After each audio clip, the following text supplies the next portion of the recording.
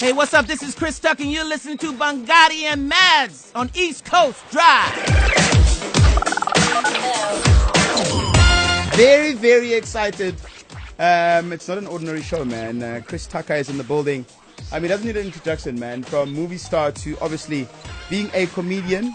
So welcome to East Coast Drive and welcome to Durban. What's up, man? Thank you. Are you excited about your show? I'm very excited, man. This is my first time in Durban. Yeah. Beautiful city. I was looking at it on the plane and flying over the city, and man, I'm excited. Had a show last night in Cape Town. It was off the chain. Can't wait to do the same thing here. And I'm stopping myself from calling you Smokey. I'm sorry. Go ahead, man. You can call me Smokey. That's all right. I'm sure he's been called a lot of names in his life. I don't mind. Chris, I think for me, I really want to take it right back. The very first time that I got introduced to you was obviously on a role that I'm sure you are tired of talking about. Obviously on Friday, where you played a character of Smokey. Oh man, I love it because that's my first co-starring role, big role. Yeah. I knew I had to make that work to keep doing what I wanted to do, you know, acting in movies. So man, I'm glad people still love that movie, and it took a life of its own. So.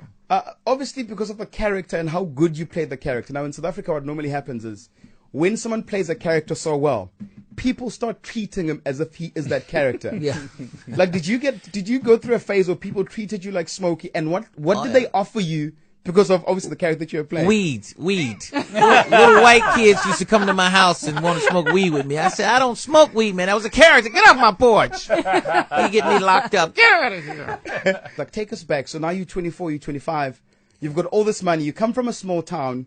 Now you're in LA and you're a big time player. Like, what was that like? Like, what are some of the funny things that actually happened during that time? Oh man, well, the first thing when the money came in, first thing I did, I'm a mama's boy, so I bought my mama a car, a house, something like that. So I bought her something first. I said if I go broke, at least I bought my mama something. So that's what we do down south, mama's boys. And then yeah, it was just fun, man. I was just, loving what I was doing. I found a passion, something I love, and I started, doing comedy in high school, hosting talent shows. I was most humorous in high school.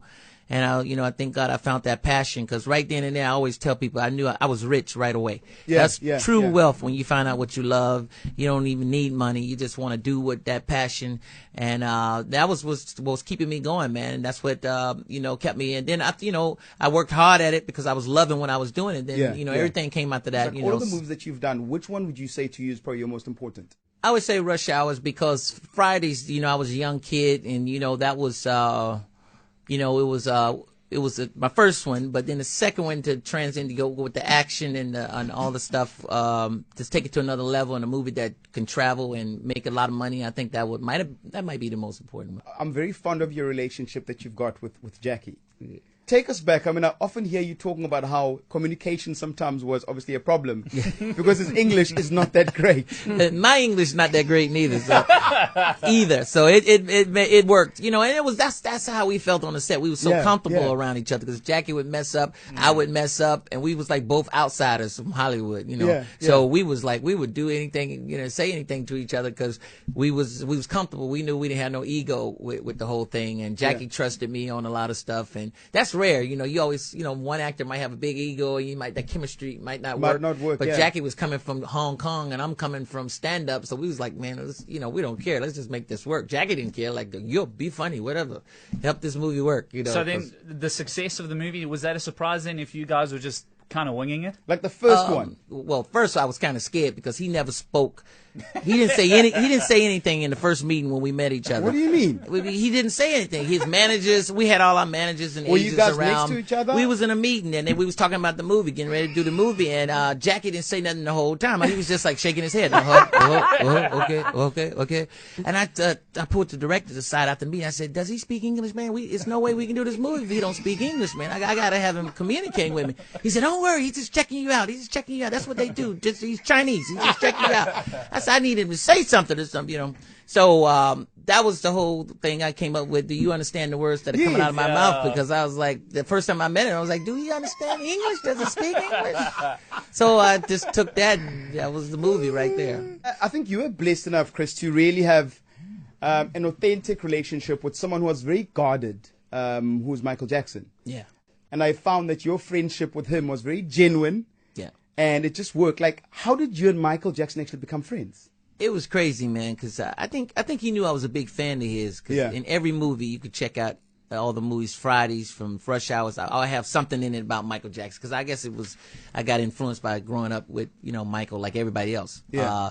But I met everybody, all his family members before I met him. I met Jermaine. I met Joe Jackson. Even called me one time at a comedy club. I was Because like, all of them were big fans. all of them. Yeah. I don't know. I wanted to meet Michael, and but they always just calling me. I was like, "Where's Michael? Yeah, did you Call bring me him with up? Michael on the other line." I don't want to hear from you. Yeah, him probably hearing about, and we got on the phone with each other one time. Yeah. And he told me he was performing, he was doing his album in New York, and I was doing Rush Hour 2 in Vegas. Yeah. And he said, when you're through, just come to New York and we can meet.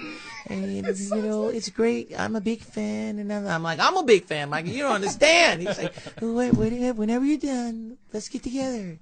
But I spent a lot of money to see Michael. Really? Yeah, because I took a private plane to New York. I took a go private see plane to him. New York because Michael told me, when you finish Rush Hour, come see it. So I knew he was there. I called him before I went because I was going there for something else. Yeah. And I kept leaving a message, Michael, I'm in New York. If you're around, I'd love to see you. And I didn't hear anything. So I got on that same private plane, flew back to Los Angeles. I was done. As soon as I landed, I got a message from Michael Jackson's office, like, Michael, want to meet you tomorrow in New York City. I was like, what? Don't tell me you have to go And back. I went right up to the captain's seat and I said, take me back to No New York. way. They said, well, is this going to cost? I said, I don't care. You got my credit card. Just take me back. Man, I was in an expensive plane too. I don't know what it was, G4 or whatever. I said, take me back. I didn't tell It them was what I was worth it. doing. It's Michael It was Jackson. worth it, man. Every dollar. And that's how we became friends. It was like, I don't know how much it was, but it was crazy. They flew me all the way back. The guy said, cool. The pilots went right back up in the air. They had enough time they could fly some more. So that's how I met Mike. Was he really as giving as everybody says he was? Oh yeah, he was because he was like any time that I wanted to go to Neverland, like I would just call him, Michael, I want to come up to Neverland. He said, of course, sure, Yeah, come on yeah. up. I'm not there, I'm in Russia, but go on up. The chefs are still there and everybody's there. Go.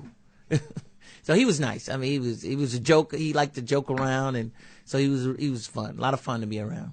So we talking a lot about your working career and friendships. In your personal life, are you in love? Oh yeah, I'm in love. I have a girlfriend. So. You have a girlfriend? Hey, I'm on well lockdown. done. Is she traveling around with you at the moment? She's not here at the moment. She wanted to come, but I was working. Is it this harder time- to this date time. because you're rich? Like I know it's such a thing. People assume that when you're rich, it's easy to date, but I would assume that it's harder because now you've got to trust the person and know that they're with you for the right reasons. That's right, and at first you really don't care if you like them. You're like, hey, Hey, whatever she's you hot, like, I'm whatever, here. I don't care. I like you. I don't know what your intentions That's your are, but I really problem. don't care. Fine as you are, I really don't care. No, but yeah, it's harder. It's harder, but you just you'll find out. You'll find out eventually if it ain't what you think it is. If it ain't real. And so have you found out, is she the one? Is she the one? I think she's the one. We'll see. If it lasts, We'll see. No. I've got 3 very quick questions I want to ask you, and you've got to answer them as quickly as you can. Okay. And as honestly as you can. All right. All right, you ready for it? Yes. Jerry Seinfeld or Richard Pryor? Richard Pryor. If you were stuck in a lift, Ice Cube or Donald Trump? Ice Cube. Money or respect? Respect.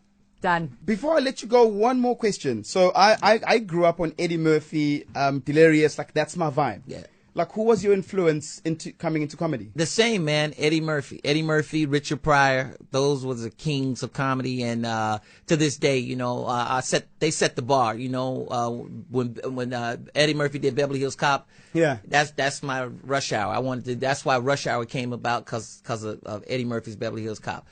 Do you think Eddie Murphy would have survived the sensitivity that's around now? Like when I watch it now, I'm like, yo, this guy used to go in. And I always it was think like different. all the stuff that he did was fine then, but with what's happening now and the Because sensitivity. of social media as well. You can't just I'm go. like this guy. Yeah, all the stuff we did back in the 90s. You can't do it You now. can't do it now. It's like crazy. Like I got saved at the right time. Obviously, we made a lot of Trevor Noah going across to America. Have you met him? yeah. And what do you think of the influence that he's had there? Because, I mean, he was like South Africa's, darling child, and now he's left us and gone to the States. I think it's great for comedy, man. Trevor Noah is smart. He's coming from the outside looking in, and this is some of the stuff he says is like make people think and make us. It's smart, it's man. very Yeah, smart, it's man. smart. And It's I like his refreshing. comedy a lot. Thank you so much for joining us. Thank you guys. Oh, wait, Appreciate before it. you go, you have to try a bunny chow. It's a real bunny? I can eat a bunny? I don't eat bunnies. I don't even eat chicken no more. So You've got some time off, so all right. When you go to your hotel, yes, ask them for a bunny chow, and you'll be pleasantly surprised. And it is what you're gonna get. ultimate indulgence. All right, it okay. really is. Chris Takaso, thank you so much Thank for coming you. through to East Coast Radio. Thank you, And of guys. course, we'll see you tomorrow at Durban ICC. yes, sir. See y'all out there.